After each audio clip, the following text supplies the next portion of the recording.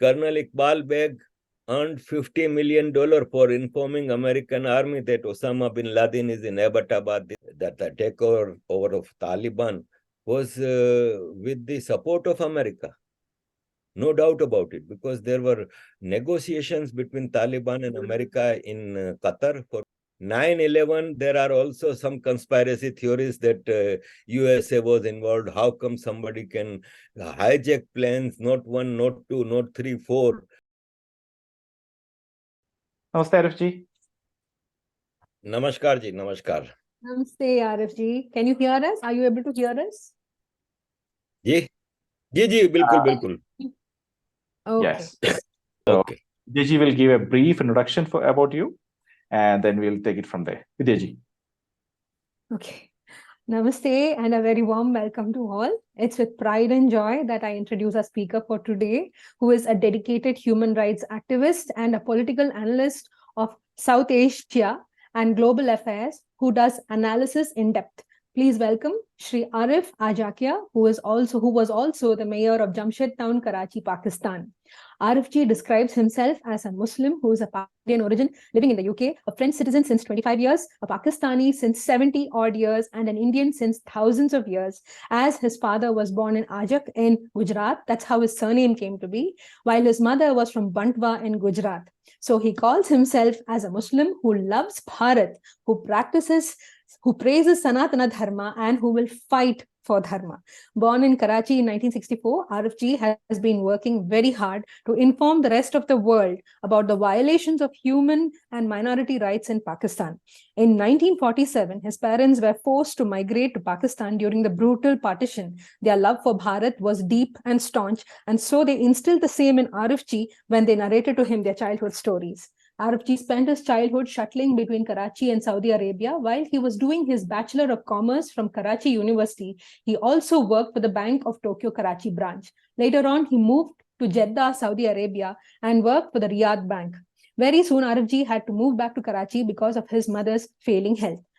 In Pakistan, Arif ji was shattered when he learned of the plight of the Muhajirs, or the migrants who migrated from India in 1947. Their second and third generations too were called Muhajirs, likening the term to a social blot of sorts, and were treated very badly. The indifference shown by the Pak government as well as the Pak society convinced Arif ji to migrate to Sharjah, UAE in 1988, and then on he worked for the National Bank of Sharjah, UAE. He continued to search for a life of dignity, and this led him to move again, this time to Belgium in Europe. He started a new life there after obtaining his French citizenship and lived in has 3 children, the youngest being born in 2007. After living in Belgium and France, Arif ji moved back to Karachi in 2005 and contested elections as a MQM, Mutahida Qawmi Movement party candidate, for initially the post of deputy mayor and later in 2006 the post of mayor of Jamshed Town, Karachi, Pakistan. The MQM has been a flag bearer of Muhajir nationalism in Pakistan since its founding in 1984, and from then they were considered as anti-nationals. So to be a member of MQM within his own country proved to be dangerous for Arif ji, and he thus had to resign from the post of the mayor. After facing persistent threats to his life as well as his family's lives, Arif ji had to return to Belgium. 5 years later, he moved to London, where he is currently based. Despite MQM being the third largest political party of Pak, it was struggling to get equal rights for the Muhajirs, and its founder leader Altaf Hussain was living in exile in London. In 1992, the fundamental human rights of the Muhajirs got suspended, and they were subjected to inhuman and brutal treatments by the Pak army. MQM workers especially were targeted, and extrajudicial killings by the Pak army and Pak police became the order of the day. In 1994, Arif ji went on to represent the MQM in several international forums so as to highlight the atrocities being perpetrated on the Muhajirs. From then on, he has represented the MQM at the European parliaments, UN, think tanks, NGOs, European media houses, etc., spanning 1994 till as recently as 2020, till around the time COVID struck. In 2004, during his stay in New Delhi with former Indian PM Sri Vajpayee ji and Sri I.K. Gujral, Home Minister Sri L.K. Advani, etc., Along with being actively involved in human rights, Arif is an avid social media activist as well as a YouTuber. He is the host of the program Arif Ki Bhasha and is also a journalist with New Delhi Times and Hamara Hind News. Today, Arif, it is such an honor to have you here amongst us on this platform of Satyameva Jayate. Thank you so much for accepting this invite. We'd love to listen to you. Ravi, over to you. Thank you, Arif. Thank you, Vidyaji. Thank you.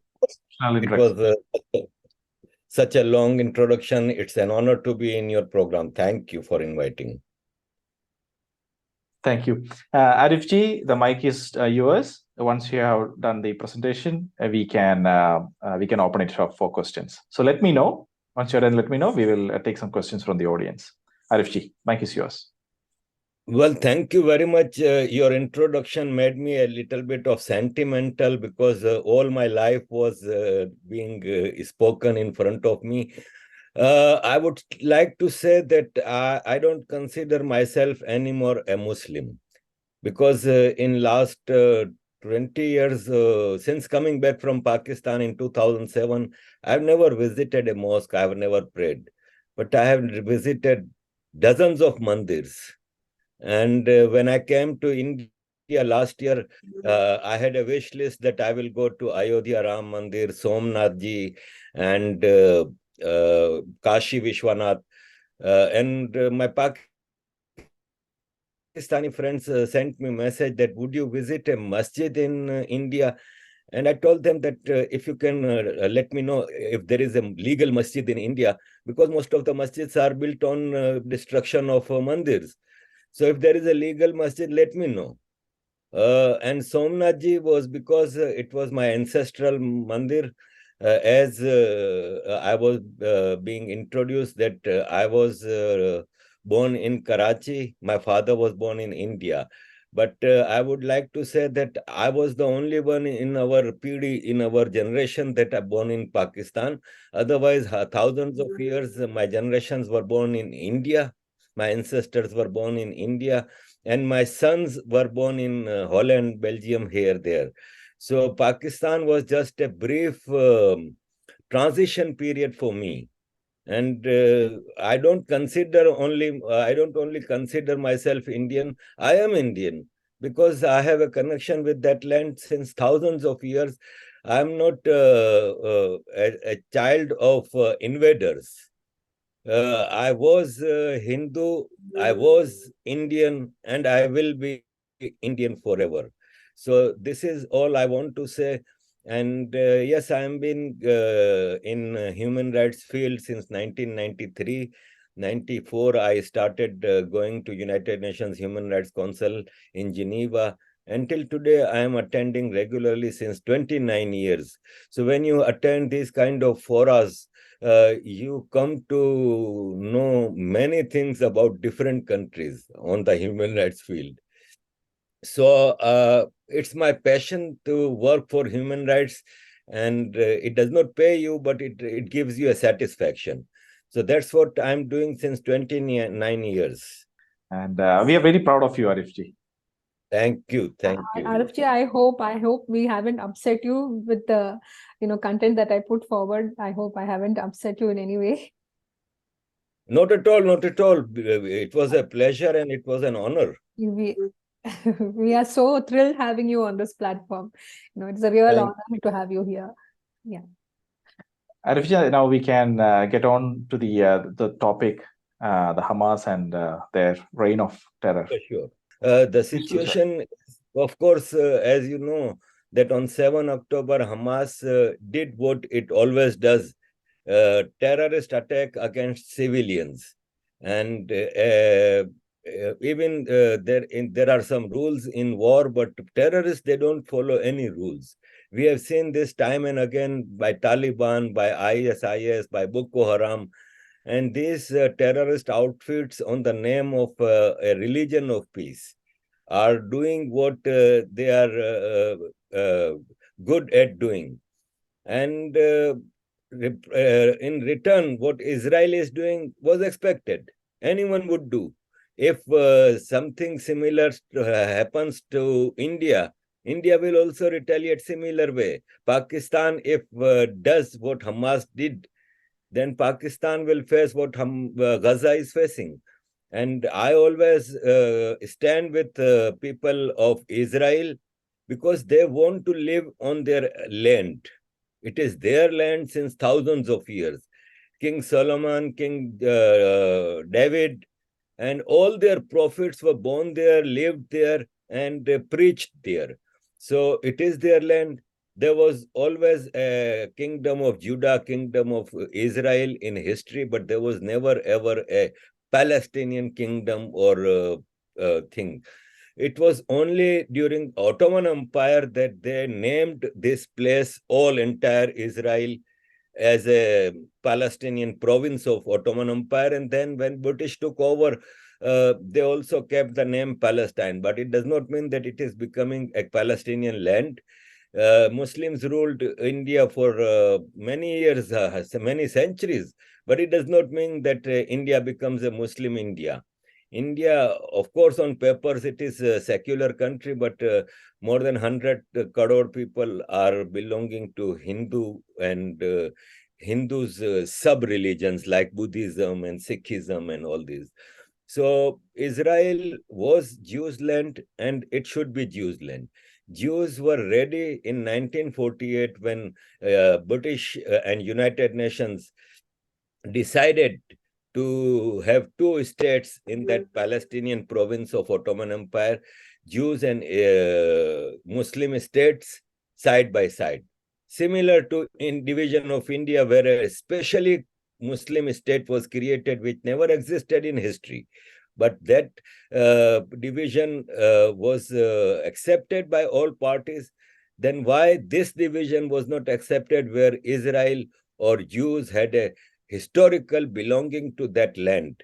So finally, I think that what Muslims did in 1948, not accepting Israel as a state, was a huge mistake. At that time, according to that division of land, Palestinians had very bigger part than what they have today. And they attacked Israel. Israel fought and won. Then 1967 again, then 1973 again, and each time they lost. And each time they lost a part of land also. So now they have resorted to terrorism by Hamas and Hezbollah, and that will not bring peace in the region and overall worldwide, because Russia has also sent its jets there, America's aircraft carriers and army and all these are there. So if Iran, Lebanon is already involved, but if Iran gets involved or any other state, then it can become a bigger war and head towards global world war, maybe, because if Iran gets involved, Iran is on the border of Pakistan, and Pakistan and Taliban are already in a kind of war situation. Taliban is regularly attacking Pakistani forces inside Pakistan, and Pakistan is retaliating. So it's the region is in war, and I'm very much worried for my Matradesh, my motherland, India, that India is also close by, and something does not get India involved in the situation. So I think this is a brief introduction of situation. Today, right now, there is a summit going on in Egypt with Palestinian president and King of Jordan and all these. So let's see what comes out in near future. Israeli forces have mounted near Gaza border, and they are ready to enter anytime. They have tanks, armored vehicles, military, intelligence, drones, and air force for the support. So let's see what comes out. Let's see what questions come for me. Thank you, Arifji. One question actually that I have is, this time, the violence is, or the war that has happened is different from the previous times, because this one, Palestine have distanced themselves from Hamas. And even in the Muslim world, they have distanced themselves from Hamas and actually all the violence. They have sided with Israel.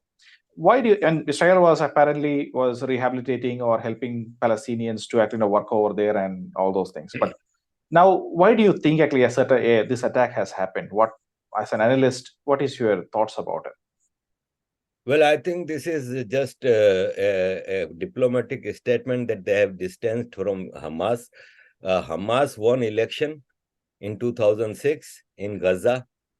Who voted for them? Palestinians, of course. And they won with a majority.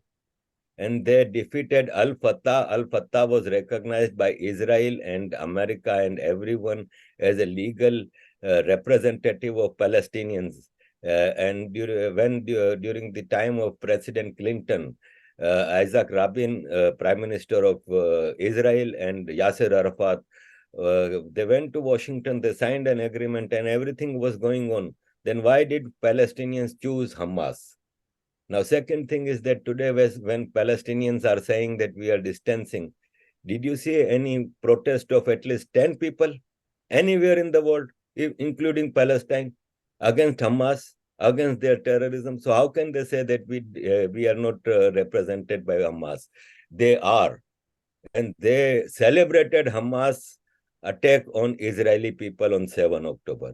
So it is just a foolish excuse that Hamas does not represent us. Hamas does represent them. And even today, in Europe, in America, during the protest, we see that Hamas is celebrated by Palestinians. Not only Palestinians, but entire Muslim world. Iran, Turkey, they have held Hamas attack, and they are defending Hamas. So how can we say Hamas leader is living a lavish life in Qatar? How? And Qatar is the biggest non-NATO ally of USA and NATO. So how come all this thing is happening? If Hamas is not representing Palestinians, if they think Hamas is a terrorist organization, how come they are operating from Qatar? So I think that this is not true, that Hamas is not representing Palestinians. And the sad thing is that today it is Hamas, yesterday it was PLO, again a terrorist outfit that hijacked planes, that attacked civilians regularly and in entire world. So Palestinians has resorted to terrorism since beginning, and that will not serve their purpose. I don't say that Palestinians have no right to live there. In historical books like Quran, like Torah, like Bible, we learn that there was a tribe that was a tribe of pirates of deserts, attacking business caravans and all these.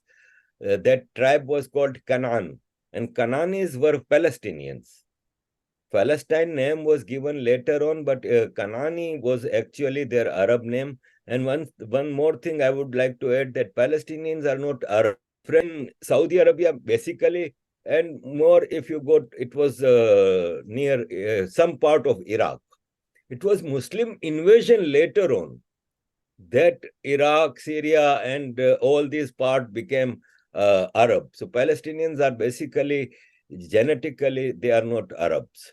So Hamas is representative of Palestine.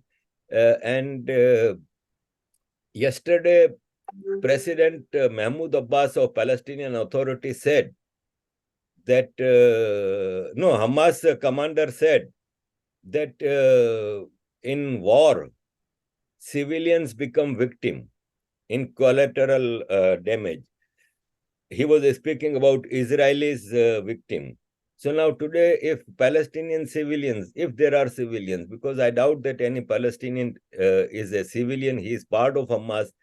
From the age of 4, children are being groomed to hate non-Muslims and Israeli in particular, and they are given the motto of life to kill every non-Muslim, particularly Jews. So this is, I think that Hamas has resorted to terrorism since beginning, and they represent Palestinians. Very clear.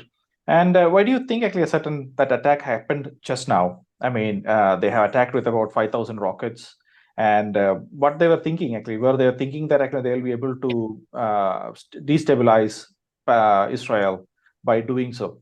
I mean, anybody would know that Israel would retaliate and there will be hard crushing from their side, but they still actually went ahead and did that.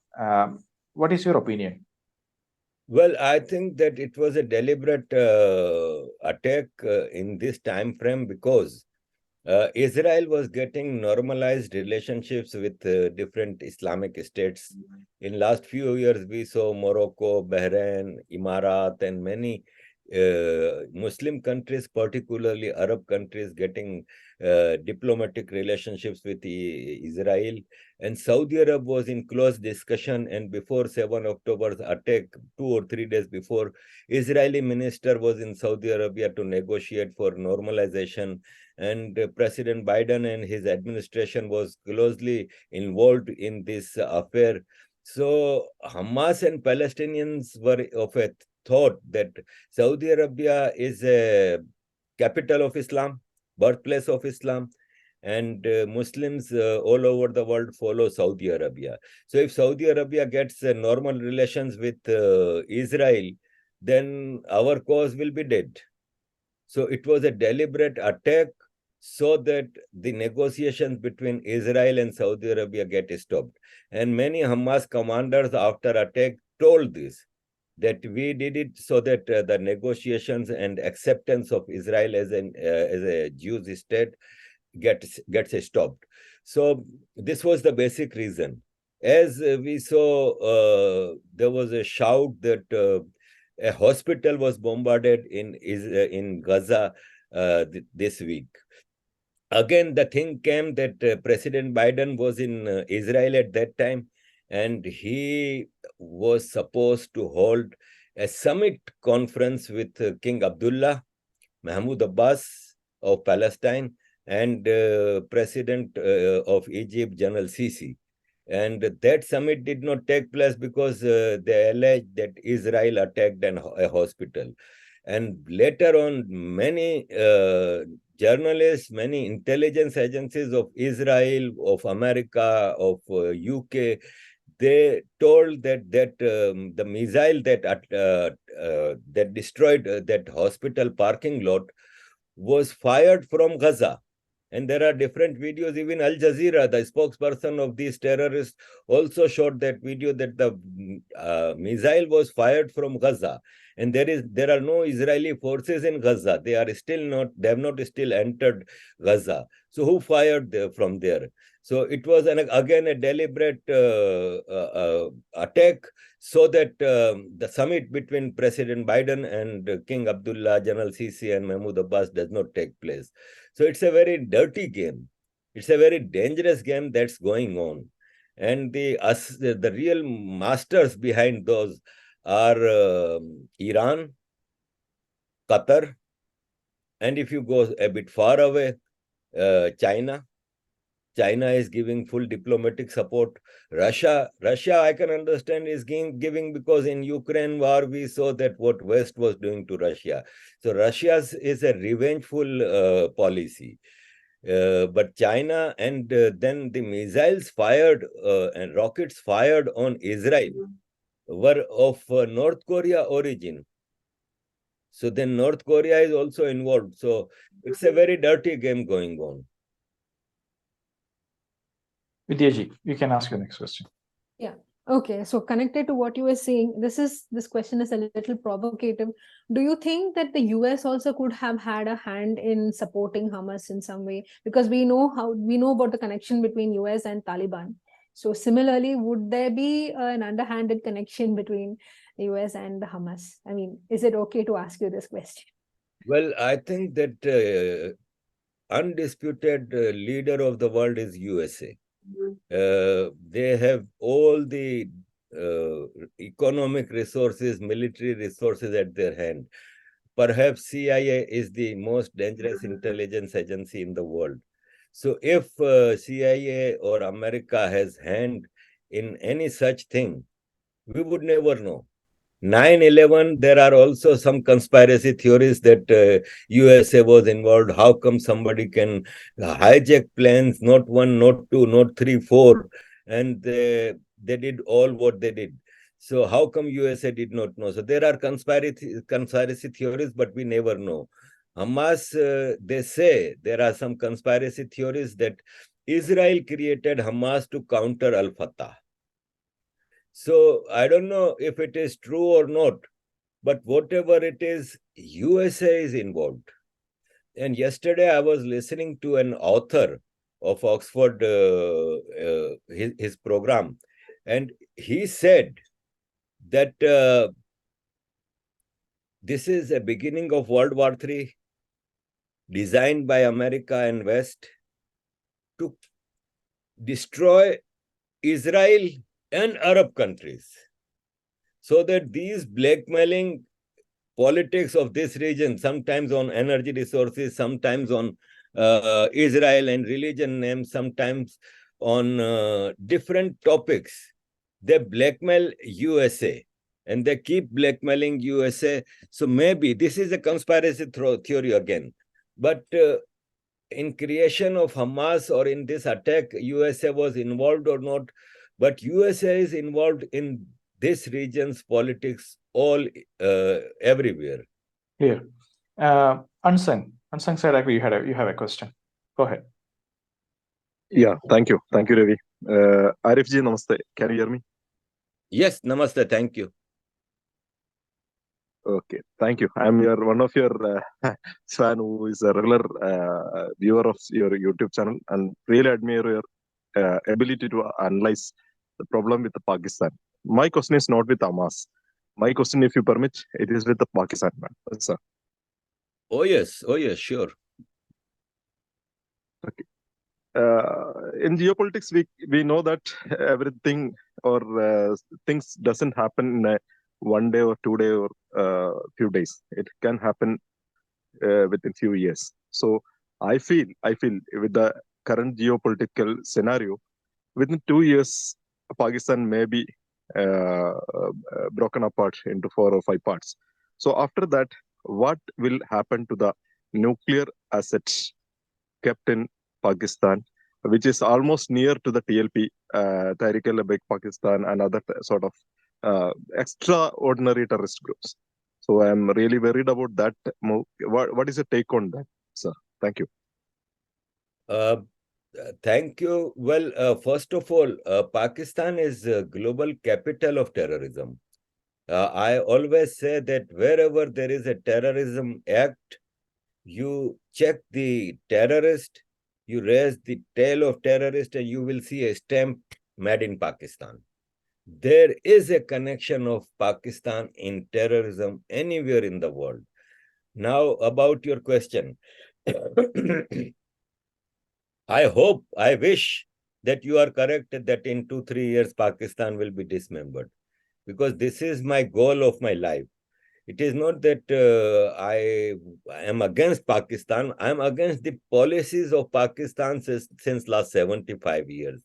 And they are not playing any role in any constructive thing in this world. So yes, dismemberment of Pakistan will solve many issues in the region and globally. And terrorists will lose their hub, their safe havens. So I wish that Pakistan is dismembered, but I still don't see happening very soon unless America is ready. Because Pakistan could have been dismembered very long before if America was not supporting Pakistan.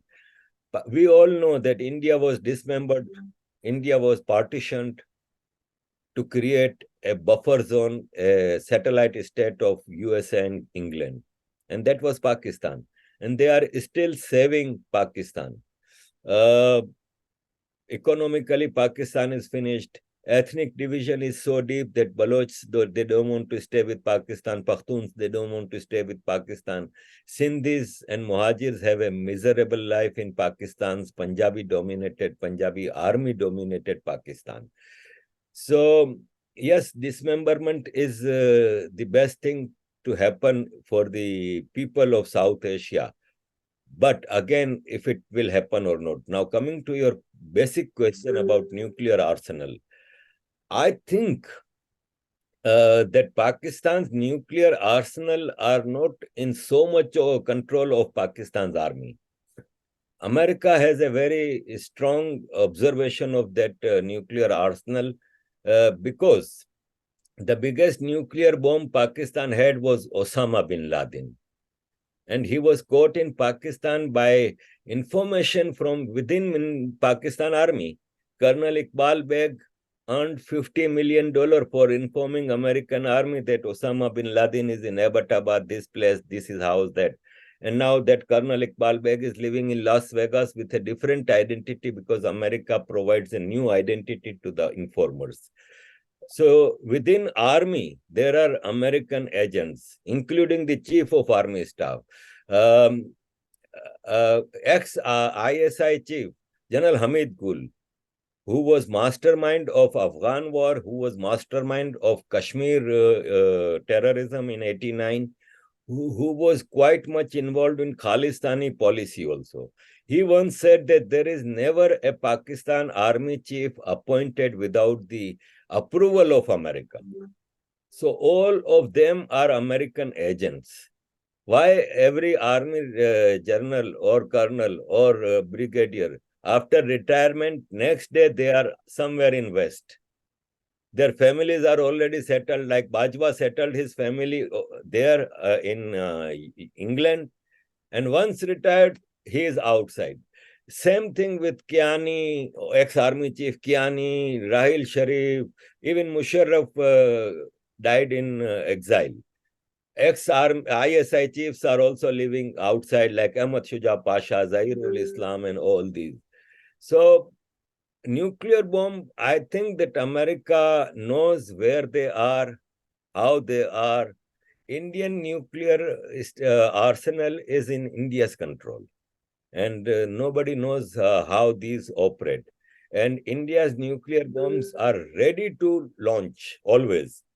Because nuclear bomb is not like a pataha, like a small cracker that you just burn it and it goes. You have to assemble many parts and many things and put it on a nuclear missile. And then, so India's nuclear bombs are always ready because India cannot trust Pakistan. So India is always ready.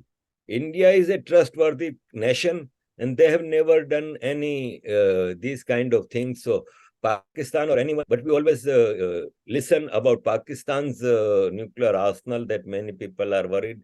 But I doubt that if Pakistan's nuclear arsenal are in a position to be given to any terrorist, or if dismemberment happened when Soviet Union was dismembered, all the nuclear arsenal remained with the majority group of nations, that is Russia. So all those nuclear arsenal went to Russia. So similarly, if Pakistan is dismembered, I think that these nuclear arsenal will go to Punjabi army, because Punjabi army is ruling Pakistan, and all the nuclear weapons are stationed in Pakistan in Punjab.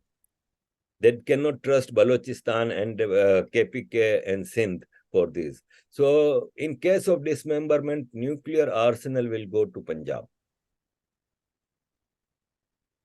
Very clear. And Sung, if you have any follow-up for that. Actually, I have a follow-up question on that, because you know what happened in Afghanistan is even USA and with a strong army has to run away from Afghanistan in a moment. And if that happens, or if such condition happens in Pakistan, only God can help them. Thank you for that answer. And if you can clarify it, well and good. Thank you, sir.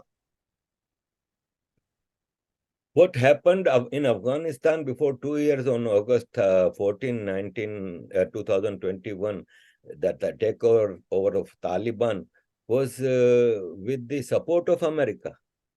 No doubt about it, because there were negotiations between Taliban and America in Qatar for many years. And in Afghanistan, there was peace. Before Taliban take over, there was peace. Ashraf Ghani's Sarkar was doing wonderful. There were development works, schools for girls and colleges and universities, all were operating. Afghanistan had no civil war type of situation. But how come Taliban came and took over everything? Because after the negotiations with Taliban, America accepted that Taliban takes over Afghanistan. And there are some designs of America in that, leaving behind weapons and arsenal of $85 billion. When they came for Osama bin Laden in 2 helicopters in Pakistan, when they were going back there, 1 helicopter failed. So they destroyed that helicopter with a missile so that the technology does not get transferred. And how come they are leaving weapons of $85 billion for Taliban? So maybe if America has a design that now, what American wants from Pakistan? Pakistan is a strategic location.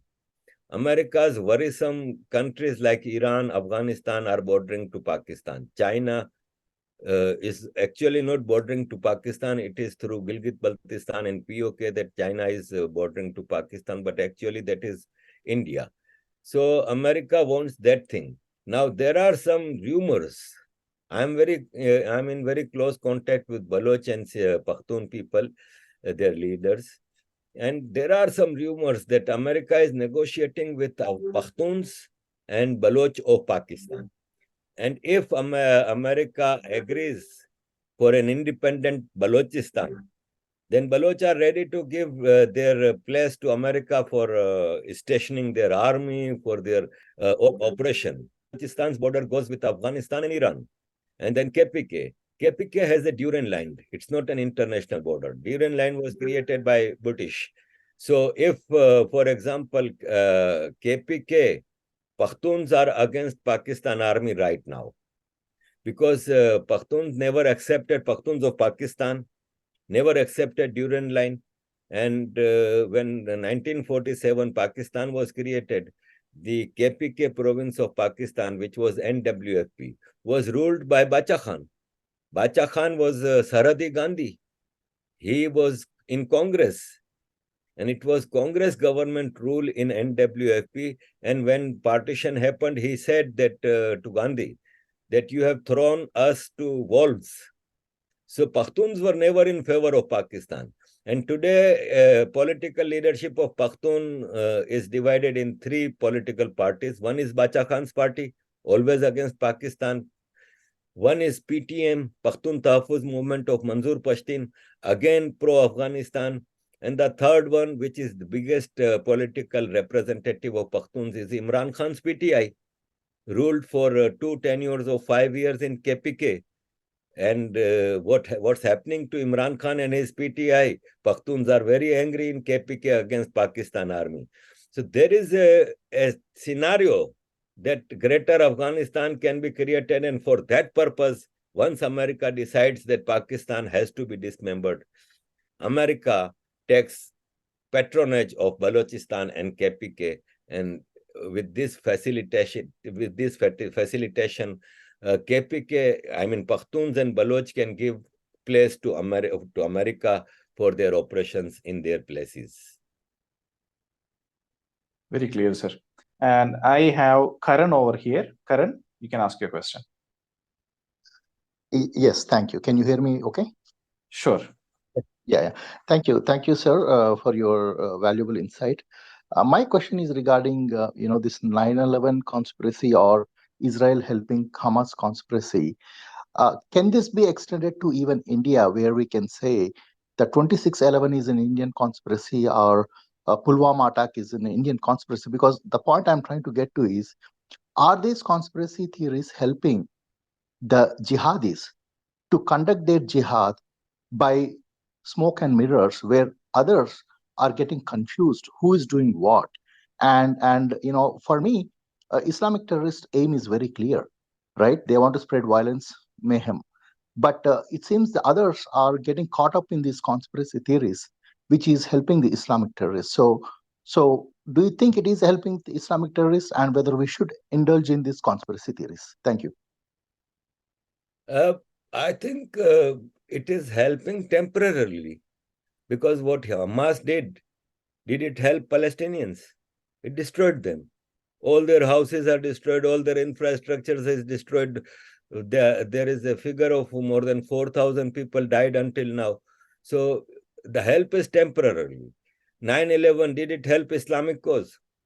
Entire Muslim world was at the receiving end after 9/11. What happened to Afghanistan, Iraq, Libya, Syria, we all know. Who does not know who created Taliban?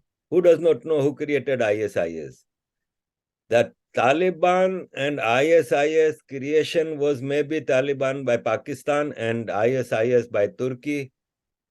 But who was the scriptwriter? CIA.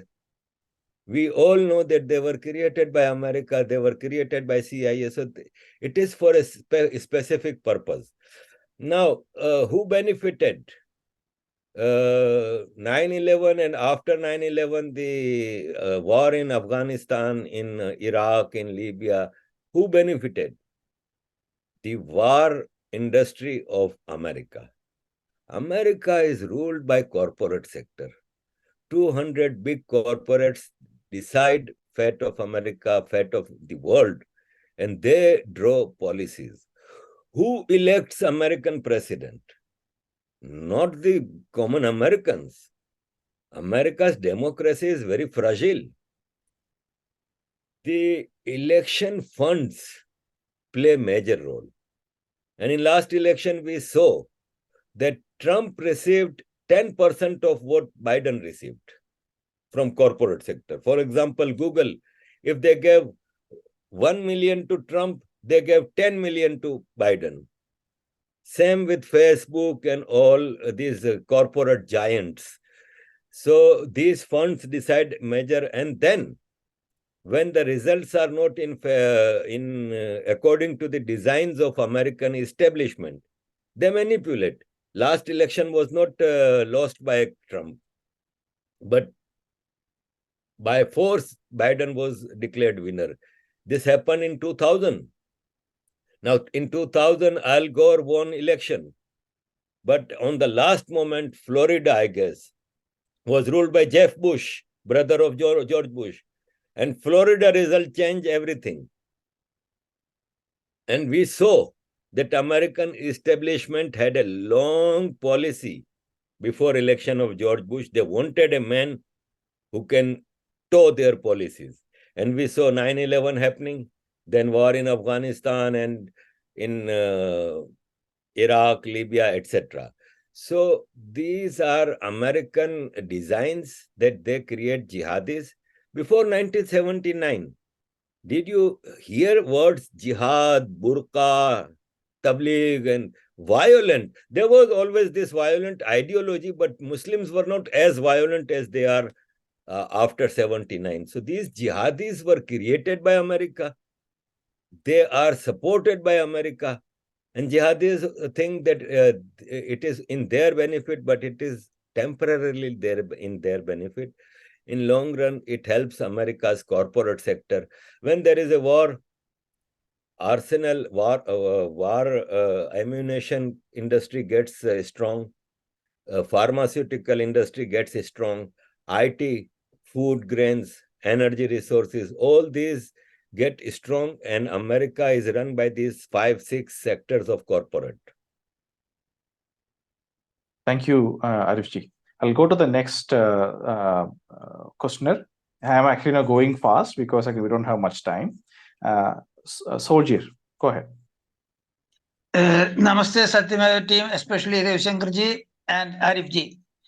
मेरा ये पूछना है, आपका recently मैं subscribe किया हुआ YouTube channel है और आपका हर एपिसोड में बहुत श्रद्धापूर्वक देखता हूँ.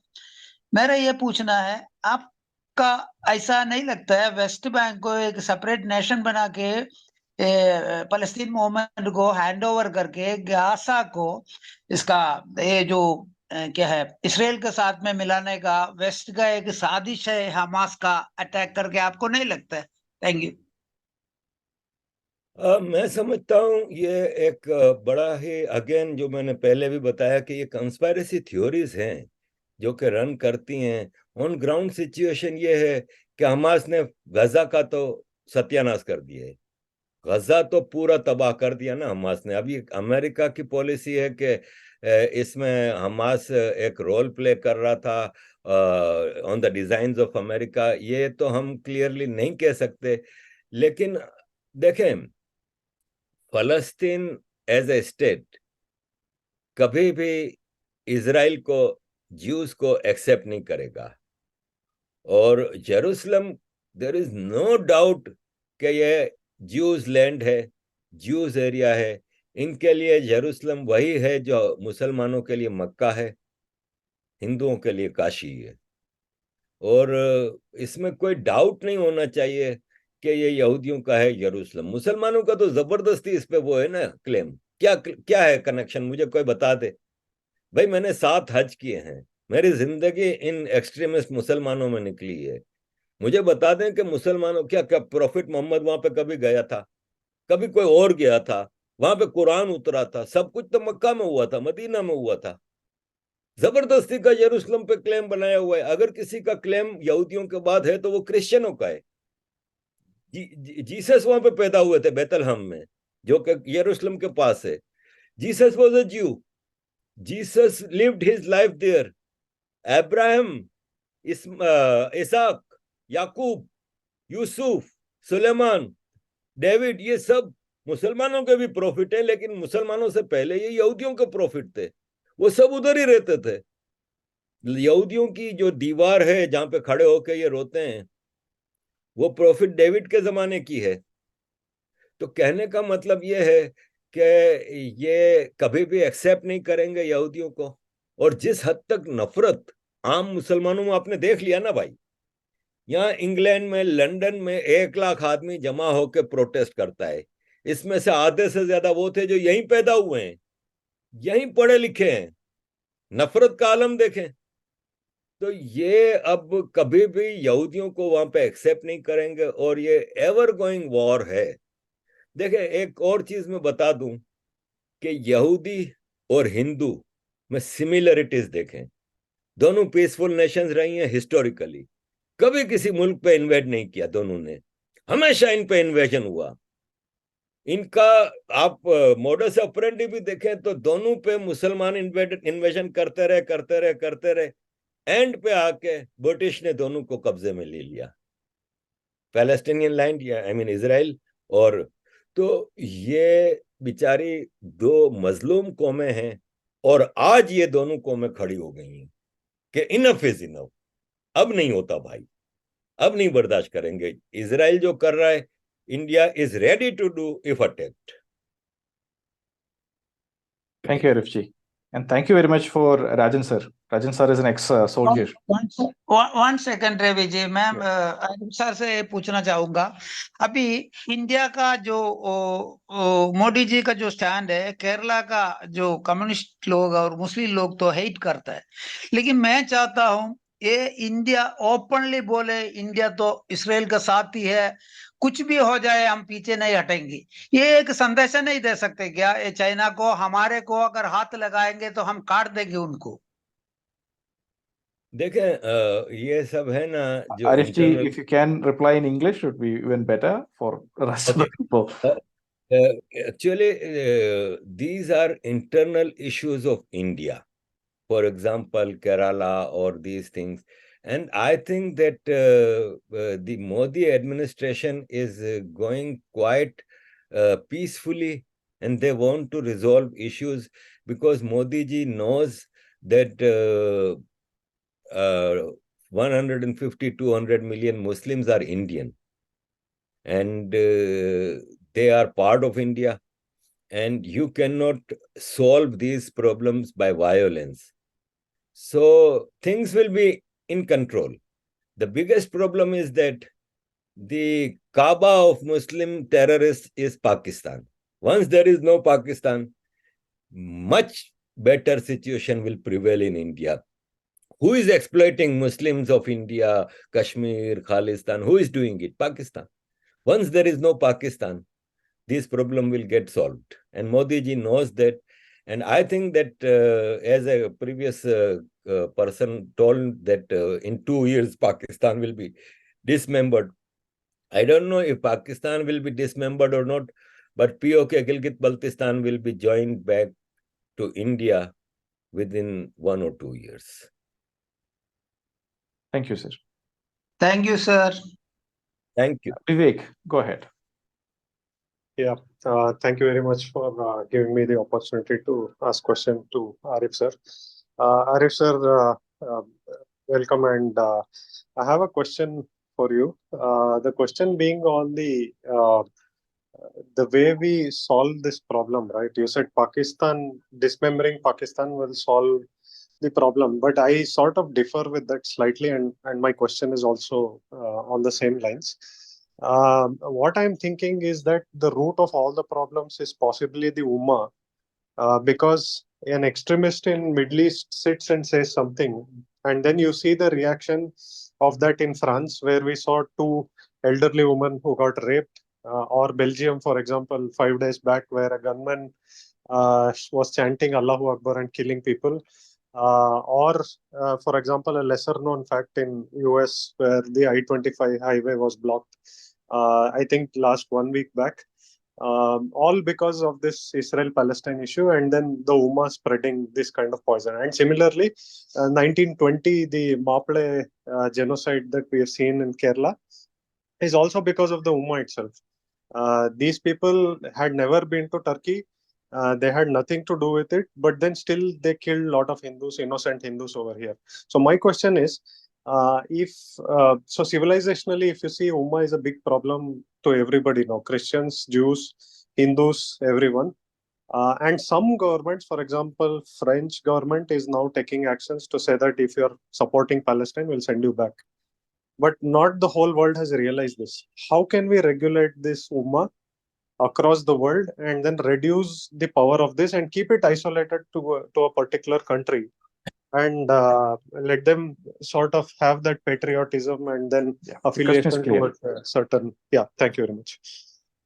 I think by Ummah you mean the ideology of Islam, because Ummah follows an ideology. Yes, sir. Which is described in Quran and Sunnah, the hadith of Prophet Muhammad. Quran basically is 80 to 90% cut paste from Bible. Same ideology was Christian ideology before 200-300 years. In Europe, who are these Americans? They all were traitors of Europe, of church, because the blasphemy law of Europe was similar to today's Muslim blasphemy law. So all these were escaping to America, who did not accept their Sharia, Christian Sharia. So Christianity was also similar. They invaded all the countries and spread Christianity there. There was not a single Christian in Africa, in South America, in India. So how come these Christians came? Because they did it on the religion base. But since the political Christianity was discarded and Christianity was confined to church, problem solved. And today there is no Christian, violent, jihadi Christian. We have to do the same for Islam. We are facilitating Ummah or Sharia violent ideology by madrasa. For example, I am 4-year-old child. I am going to madrasa. Madrasa is teaching me first lesson that first of all you should be proud and thankful to Allah that you are born in Muslim. Because only you are correct. Only you will go to paradise. The second lesson is that you have to spread Islam by preaching, tabligh, if not by violence, by force. So until and unless we don't close madrasa education. Now Osama bin Laden was an engineer. Burhanuddin Wani was an engineer, highly educated. But base of the education started in madrasa, where education of hatred against non-Muslims is becoming part of your soul. And then you become doctor, engineer, whatever. Even in Pune or in Maharashtra somewhere, a Muslim doctor was arrested for the connection with ISIS. So he was a doctor. why he believed in this jihadi. So as per your question, basic thing is that you have to stop this religious education. I will give you an example. Forget about India, Pakistan. In London, there are hundreds of madrasas. After school, if I go to a market now, I will see young children wearing Arabic dress, having their bag behind, going to madrasa after school. Contradiction. In a school, you will get a education of peace, love, harmony, coexistence. In madrasa, they teach you that don't trust kafir, don't trust disbelievers, and this and that. So the basic problem with this ummah issue is the ideology and teaching of this ideology. And you can overcome only when you discard education in madrasa. And this has to be done. It did not happen peacefully in Europe for Christians. There was a civil war, there was a French Revolution, and then afterward, things got normal. Same thing will happen when you will start doing this. There will be big protest, violent protest, but you have to do. Now, you see, what I am reading is that Europe, India are avoiding civil war. That's why they are not taking strong steps, because they fear that there will be a civil war. But by avoiding it, you are increasing the risks, because you have to do one day this thing. And the later you do, worse it will be. Very clear, sir. Our last question, I understand actually we are almost there. Bharachandran, please go ahead. Okay, namaste to all. Thank you, sir. I just one. It's not a question. I just wanted to know the role of Bharat, that is India, in de-escalating, and the role of China in escalating this current situation. Yes, that's it. In Israel-Palestine conflict, isn't it? I don't think China has escalated or their role, but after this, China has a role, and China is giving diplomatic support. And then who is the biggest buyer of Chinese ammunition? Iran. Who is behind Hamas? Iran. Which ammunition? Hezbollah from Lebanon, North Korean ammunition. So yes, China has a role not only in Israel, whatever is happening in India, in the name of Khalistan, Kashmir, whatever. Pakistan is directly involved, but China is behind also, because it's like two giants in one region is always a difficult thing to accept. So China has always been involved in Indian affairs also, and in generally, China is the biggest godfather of these jihadis. China is involved afterwards, but I don't think that Hamas attack was done by Chinese design. Very clear, sir. I hope Bharachandran's question is also answered properly. No, one more question related to that. That my question was escalation role of China, and my related to that was role of India in de-escalation also. Oh yes, oh yes. You see, India has always played a very constructive and positive role in disputes. We saw in Afghanistan, every country played destructive role, including Pakistan, America, Europe, NATO. NATO means Turkey also. Who played the positive role? During Ashraf Ghani Sarkar, there were 500 different civilian projects India was building with its own funds, not loan, help as a donation or as a support, aid. Schools, hospitals, infrastructure, roads, then training of civilian bureaucracy, police, all these were done by India, and it was done in a good faith. So India has always played a positive role in world affairs. And maybe this is not acceptable for Shaitan like China, because China has never played a positive role. China's this one belt, one road initiative has destroyed Pakistan's economy, Sri Lankan economy, Djibouti economy, and many countries. And till now, except Pakistan, nobody has got involved in this One Belt, One Road initiative, although the marketing of this project is done on massive levels.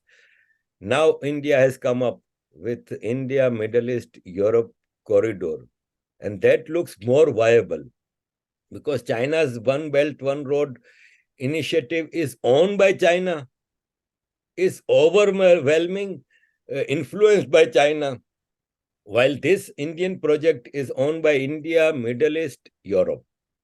It is not influenced by India or Middle East, or it is a very good, you can say, with each other's cooperation, they are running. And I think that China was rising like this from 1998, 99, and then after WTO, China got flight, and China became a huge economic power. But now China is with the same speed going downwards because China's economy is a bubble. China's internal debt is huge. And the day this bubble will burst, China's economy will go very speedily downwards. Like in COVID, we saw China's economy suffered a lot, and continuously this is happening. And then political influence that China was gaining worldwide because of Sri Lanka's, Pakistan's economy situation. Now countries are not ready to trust China. After COVID also, countries are not ready to trust China because COVID, after all, it is proved that it was not a mistake, it was an intentional spread of that virus. So China has lost a lot of credibility, economy. India, on the other hand, has gained a lot. Poor countries, third world countries, they trust India because on their difficult times, India had come up to support them in COVID time and in after the war also. For even now, I have not confirmed report. Maybe you can correct me. India is providing food grains freely to many countries, silently. So India has a constructive role in world affairs and China has a destructive role in world affairs. So let's see where it goes. But China, I don't see a good future for China. Thank you, Barachandran, for the wonderful question too. Thank you. So, sir, actually, we have reached the end of the time, and we exceeded by about 5 minutes. I hope it's all right, and I hope you enjoyed the session, sir, with us. Well, it was my debut on what it is? Clubhouse. Clubhouse.